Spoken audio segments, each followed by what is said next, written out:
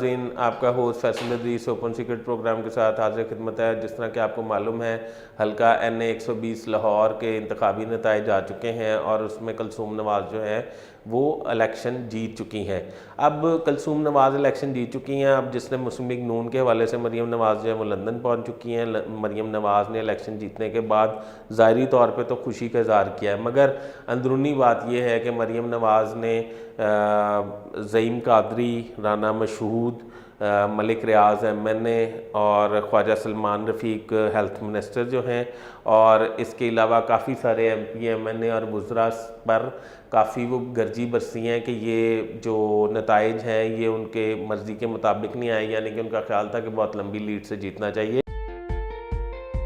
दूसरी तरफ अगर PTI की जानिब आएँ तो डॉक्टर यास्मीन राशिद ने ये इल्ज़ाम आयद किया है कि जो अलीम ख़ान है उन्होंने उनकी हार में नुमाया का जो किरदार है वो अदा किया, क्योंकि वो सरदार अयाज सादिक से लाहौर से हारे थे और वो ये बर्दाश्त नहीं कर पा रहे थे कि वो किसी सूरत भी है डॉक्टर यास्मीन राशिद की जीतने के लिए कोई ऐसे कारनामा अंजाम दें कि डॉक्टर यास्मीन राशिद जो है वो जीत जाएँ।